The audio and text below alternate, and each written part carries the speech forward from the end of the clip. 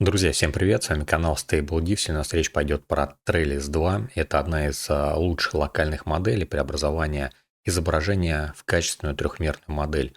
Сегодня мы поговорим про то, как Trellis установить. Естественно, для начала я вам покажу примеры, как эта схема устроена и какие результаты она выдает. Так, сразу давайте начнем со схемы. Я вам покажу, как эта схема выглядит и какие результаты у нас в итоге получаются. Вот такое вот у нас входное изображение. Дальше у нас это изображение отделяется от фона. Получается вот такая вот качественная маска на модели Rembi G2, одна из лучших моделей для отделения фона. Дальше у нас загружается модель. Здесь мы выбираем модель Microsoft Trellis 2.4b. А здесь мы можем выбрать Flash Attention, если он у вас установлен в Config, а если не установлен, тогда SDPA, чтобы не было ошибки. В данной группе у нас генерируется воксельная структура. Воксельная структура – это что-то наподобие динамических пикселей. Бывают разные варианты генерации трехмерных моделей из изображения по поверхностям, по точкам. В данном случае это какие-то сложные динамические пиксели, которые впоследствии у нас имеют, конечно же, как и любые другие структуры, некоторые дыры, так называемые. И вот в следующей группе как раз эти дыры латаются, и сетка это оптимизируется. В предыдущей группе также еще важный момент. Здесь есть Pipeline Type. Здесь мы выбираем разрешение нашей генерации трехмерной модели. В принципе, если нормальная видеокарта, более-менее, то 1536 у вас должна потянуть эта карта. Смотрите, 12 гигабайт видеопамяти – это уже нормальная карта. Если у вас там 8 гигабайт, то, скорее всего, нужно будет выбрать 1024 каскад. В следующей группе мы уже можем посмотреть результат, трехмерная модель, которая у нас получилась из изображения. Вот таким образом она выглядит всего лишь по одному изображению. Полная трехмерная модель. Нигде никаких косяков нету. Выглядит модель очень детальная, очень неплохо. Дальше наша трехмерная модель подается Mesh Refiner. Здесь у нас сетка еще раз оптимизируется. И после этого в текстуратор здесь у нас накладывается текстура на нашу трехмерную модель. И мы в итоге получаем вот такую трехмерную модель с текстурой. Вот так вот выглядит наложение текстуры. В принципе, достаточно неплохо это получается. Давайте попробуем еще какие-нибудь примеры сделать. Так, еще момент по потреблению видеопамяти и скорости генерации. Смотрите, скорость генерации 328 секунд и потребление видеопамяти примерно от 6 до 9 гигабайт. Соответственно, 12-гигабайтной видеокарты вам вполне должно хватить для работы на такой схеме. А по скорости, да, не совсем быстро, но тем не менее, все-таки 320 секунд, опять же, это на моей видеокарте, на более слабой видеокарте будет, наверное, подольше, может быть, по 1000 секунд на 3060. Смотрим на следующий пример. Вот такое вот входное изображение, вот так-то отделился у нас фон. Дальше у нас смотрим на модель. Вот такая трехмерная моделька у нас получилась, достаточно точная, капюшон, и сзади даже все логично выглядит, и хвост логичный, хотя он такой вот вытянутый, рога, все вообще отлично здесь получилось. Дальше смотрим на текстурацию. Там само изображение такое темное было, в принципе, и текстуры такие достаточно темные получились. Давайте попробуем еще что-нибудь. Давайте закинем вот такой вот автомобиль. Может быть, на темном фоне здесь, конечно же, не самый лучший вариант, плюс есть размытие, там дым. Изометрический фон, на мой взгляд, лучше здесь работать, потому что больше информации о модели получается. Нажимаем Run и начинаем генерацию. Давайте посмотрим, что у нас получилось. Такая маска. И вот такая у нас получилась трехмерная модель. Вот автомобиль, причем и сзади, и сбоку он отображается более-менее правдиво. По-моему, Ford Mustang, он сзади очень похоже выглядит. Ну и вот такая вот у нас текстурированная модель получилась. По качеству, не особо она хорошая, но дело в том, что исходное изображение, опять же, с размытиями было и с каким-то дымом там дополнительно, плюс еще темный фон, и в принципе само изображение темное. На мой взгляд, если изображение будет более светлое, более правильная изометрия будет на этом изображении и не будет никаких размытий, то результирующая модель будет значительно лучше. Давайте попробуем вот такое вот изображение. Более сложное, здесь уже более сложные формы. И вот такая у нас трехмерная модель получается. Левой клавишей мыши мы можем вращать трехмерное пространство, а правой клавишей мыши мы можем его сдвигать вот так вот. Смотрите, более сложная форма здесь, чем вот с гномом в самом начале и чем с машиной тоже. И вот эта вот форма, она генерируется немножко подольше. Давайте сразу посмотрим на вариант с текстурой. Вот таким вот образом у нас текстура здесь наложилась.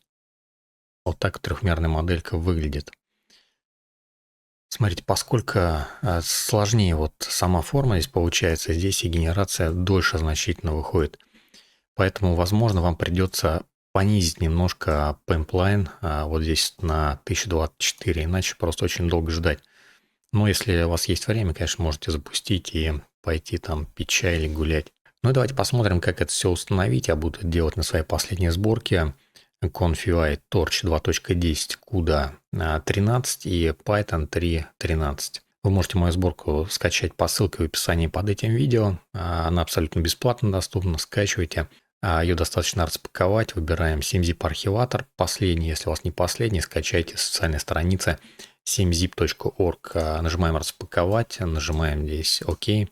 Итак, сборка распаковалась. Естественно, на рабочий стол, как я сейчас делаю, распаковывать ее не нужно. Распакуйте в какой-нибудь корневой диск, там диск D, C там, и так далее. Открываем эту папку, заходим в нее. Открываем здесь, смотрите, обновлять ее можно. В принципе, можете обновить, апдейт вот это зажать, и у вас сборка обновится. В принципе, все можете делать, как с обычной сборкой. Я просто советую вам попробовать сначала на какой-нибудь тестовой сборке, например, распаковать новую сборку, попробовать установить. Если все в порядке у вас, то поставьте мне свою сборку, в которой вы работаете. Сейчас я сборку обновлять не буду, просто захожу в папку ConfUI, в папку Custom Nodes, и вот сюда нам нужно установить узлы Trellis 2. Для этого нам нужно иметь на компьютере установленный гид. Если он у вас не установлен, то обязательно установите. В инструкции по установке моей сборки я там прилагаю все ссылки и на гид в том числе тоже. Нажимаем в папке Custom Nodes правой клавишей мыши, выбираем «Открыть в терминале», либо вот здесь пишем CMD, нажимаем Enter. Я открою в терминале, ввожу вот такую вот команду. Все эти команды я приложу на Boosty, они все будут приложены. Но это официальный репозиторий Trellis 2. И вначале я пишу git clone Trellis 2. То есть я клонирую репозиторий Trellis 2 в Custom Nodes. Вот все. Итак, репозиторий у нас скопировался. Предлагается следующий вот. Нам это больше делать не нужно. Мы закрываем. Опускаем здесь самый низ, находим папку, которая у нас скопировалась, Trellis 2, заходим в нее, заходим в Wheels, заходим в Windows, заходим в Torch 2110, потому что у меня Torch 2.10, и открываю CUDA 13, потому что CUDA 13 в моей сборке. Итак, здесь у нас все равно еще несколько вариантов вот этих вот VHL файлов. Нам нужно подобрать под свою версию Python. У меня в моей сборке Python 3.13, поэтому выбираем версии вот этих файлов CP 3.13. 3.13 должно быть 5 файлов выбрано. Нажимаем Ctrl-C, копируем их полностью и возвращаемся обратно в корневую папку ConfUI. Здесь мы нажимаем Ctrl-V, чтобы вставить все эти файлы. Запускаем OX Command. Для быстрого ввода команд открывается вот такая вот консолька. И теперь нам нужно установить все вот эти вот VHL библиотеки. Пишем здесь pip install и нажимаем Ctrl-V, нажимаем Enter.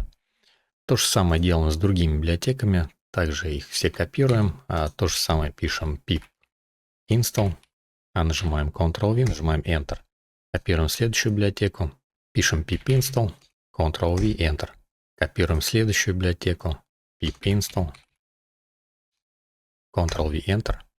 И копируем последнюю библиотеку. То же самое пишем, Ctrl-V и нажимаем Enter. Все, последняя библиотека у нас тоже установилась. Если хотите, можете сам pip обновить. Тоже вот он команду здесь предлагает. Можете обновлять, можете не обновлять. Разницы никакой не будет. Закрываем это окно. Все, теперь вот эти вот файлы мы можем отсюда удалить, чтобы они нам просто не мешались. Больше они нам здесь не нужны. Запускаем ConfUI, нажимаем Run NVIDIA GPU. Теперь на Boosty вы можете скачать вот эту вот схему, которую я приложил к этому видео. Смотрите, и вот так это все будет выглядеть. Это нормально. У нас узлы сейчас еще не установились, поэтому у нас все узлы красные. Нажимаем здесь менеджер, нажимаем Install Missing Custom Nodes и нажимаем Try Fix, чтобы установить как раз таки все зависимости для этих узлов. Если зависимости эти не установить, нажимаем теперь Restart, да, чтобы зависимости как раз таки начали прописываться, Confirm. И у нас в консоли, если мы посмотрим, начинают прописываться зависимости. Если мы их не пропишем, конечно же, эти узлы работать не будут. Но сейчас все у нас заработает. Итак, все зависимости у нас прописались. Мы вот здесь даже в консоли можем видеть анализ наших кастомных узлов. И ни одной ошибки здесь нету. Соответственно, узлы Trellis, вот они установились, и с ними проблем быть уже не должно. Сейчас у нас загрузится ConfUI, и мы убедимся в этом. И вот ConfUI у нас загрузился, это не обращайте внимания, там просто модель не загружена. Вот узлы у нас все установились, все в порядке, но это еще не все. У нас в этой схеме используются модели RMBG 2, которые сами по себе не скачаются. И также используют специальные модели от Facebook, запрещенного в России, которые тоже необходимо установить, чтобы эта сборка работала. И давайте разберемся, как эти модели установить. Первое, что вам нужно знать, когда вы будете ставить узлы от Facebook, вам нужно создать токены обязательно. Дело в том, что эти узлы доступны по запросу, то есть вы запрашиваете разрешение, вам их одобряют, и потом вы можете ими пользоваться. Если вам этот запрос не одобрят, это, мне кажется, маловероятно, что не одобрят. Мне одобрили, по крайней мере, я из России. Я думаю, и вам одобрят. Дело в том, что если не одобрят, то вы ими пользоваться, наверное, скорее всего, не сможете. Либо скачать как минимум не сможете. Поэтому я вам предлагаю, в принципе, сделать нормальную вещь. Это создать токен, зарегистрируйтесь на Hugging Face, и после этого у вас будет доступна вот такая вот опция Access Token. Создайте этот токен, он вам все равно в будущем пригодится, если вы будете что-то скачивать, на автомате скачивать для каких-то там конфи-схем, то есть он в любом случае вам будет нужен. Сюда заходите, я сейчас туда заходить не буду, я вам открою просто скриншоты. Вот такой скриншот Access Token нажимаете. Здесь выбираете read для чтения его и нажимаете create. После того, как у вас появится токен, обязательно его скопируйте, куда-нибудь там запишите. Больше вы его просто уже не сможете увидеть, вы можете только удалить, создать новый. Вот поэтому скопируйте, чтобы потом не забыть и вставить его в переменные среды Windows. В переменные среды Windows нужно будет перейти вот так вот. Сначала дополнительные параметры, потом переменные среды. И вот здесь нажимаете «Создать». Пишите здесь HF, нижнее подчеркивание, токен, все заглавными буквами. И вот в эти вот значения вы вставляете скопированный токен, который получили на Hugging Face. Нажимаете ОК, ОК, ОК везде. И все, перезагружать систему уже не обязательно. Этот токен станет доступен в вашей системе. И когда вы будете использовать какие-то модели, которые по определенному соглашению доступны, система будет знать, то есть, что вот ваш токен, а вы такой-то пользователь, и у вас есть соглашение, разрешение на эту модель. Итак, возвращаемся в корневую папку Confi, заходим в Confi, заходим здесь в папку Models. И если здесь у вас нет такой папки Facebook, то мы ее должны создать. Просто создаем новую папку Facebook, открываем эту папку, заходим в нее. И теперь нам нужно сюда скопировать репозиторий с моделью. Но прежде чем это делать, вы откроете ваш браузер и перейдите по вот такой вот ссылке на вот эту модель конкретную. Hugging Face и вот Dino V3. Когда вы перейдете, вы здесь вот сверху увидите соглашение. У меня уже, видите, оно принято и надпись вот такая вот. А у вас, скорее всего, будет принять соглашение на эту модель, либо не принять. Естественно, ее нужно принять и подать запрос на получение доступа к этой модели. Он, как правило, моментально подтверждается. И после этого вы уже нажимаете Files and Versions, и вот этот вот репозиторий вам нужно будет скопировать. Для этого вы можете нажать вот сюда, и здесь скопировать вот такую вот команду git clone. Возвращаемся обратно в папку Model Facebook, которую мы только что создали. Здесь нажимаем правой клавишей мыши, выбираем «Открыть в терминале», либо здесь пишем CMD, нажимаем Enter в адресной строке. Открывается вот такое вот окошко. Здесь мы нажимаем Ctrl-V, вставляем ту команду, которую скопировали, git clone, и название этого репозитория. Нажимаем Enter, и у нас происходит скачивание вот этого репозитория. В итоге вы должны получить вот такую вот папку вот с таким вот именем, и в ней должны находиться вот такие вот файлы. Все эти файлы нужны, поэтому нужно скачать не просто файл Models, а именно всю папку с этими моделями. В следующий момент нам нужно скачать модель для RMBG 2.0. Там уже никаких подтверждений не нужно, все делается намного проще. Опять же, в папке Model здесь создаем папку RMBG вот такую вот. Заходим в эту папку сразу, и здесь мы открываем опять же консоль, либо в терминале, либо CMD в адресной строке пишем и нажимаем Enter. После этого мы сюда вставляем вот такую вот команду git clone, название репозитория, где лежит как раз таки модель RMBG 2.0, и нажимаем Enter для скачивания этой модели. В итоге у вас скачается вот такая модель, вот эти все модели не нужны. Заходим и смотрим, здесь вот такая вот папка. Если у вас есть папка .cache и она большая, то ее удалите, как правило, там бывают дубль прям вот всей вот этой папки. На этом у нас установка завершена, мы закидываем любое изображение, нажимаем здесь Run. Естественно, настройки, о которых я говорил, обязательно на них обратите внимание. Итак, у нас было вот такое вот изображение, в итоге у нас генерировалась вот такая вот моделька. Выглядит она следующим образом. Вот такая трехмерная модель. Здесь некоторые пустоты все-таки в ногах присутствуют. Это видно. Переходим ниже. Здесь у нас есть текстурированная модель. С текстурами модель выглядит вот так вот. Разрешения здесь не хватает, конечно же, на текстура. По идее, 1536 было бы получше, но все равно будет даже так недостаточно, чтобы прям совсем уж качественная текстурированная модель получилась. В любом случае, текстура, это, наверное, требует какой-то доработки, но это уже в специализированных программах. В общем-то, вот такая трехмерная модель. Trellis 2 достаточно гибкая система, там есть и другие workflow по нескольким изображениям, то есть спереди, сбоку и сзади. Это будет более точно, ну, скажем, более точно относительно того, что вы планируете получить.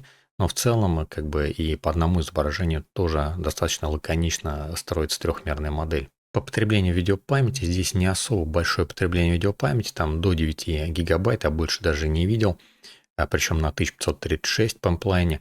А вот потребление оперативной памяти может очень сильно возрастать в зависимости от сложности модели. Я видел потребление видеопамяти даже до 64 гигабайт, у меня она полностью вот забивалась, может там и больше было. Но эта модель была уже достаточно сложная. Если модели брать попроще, то там и потребление оперативной памяти тоже в районе 32 гигабайт. Опять же, это еще зависит от памплайна. То есть это было вот на максимальном памплайне, когда у меня большое потребление оперативки было. На этом, если вам понравилось это видео, поставьте ему лайк, заходите на мой Boosty, там много различных подробных инструкций, чтобы видео 10 раз не пересматривать. Там есть у меня текстовая инструкция со всеми ссылками, со всеми подробностями. И также рабочий процесс там тоже приложено.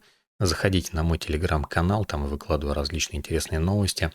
И всем удачной генерации, хорошего весеннего настроения. Всем пока.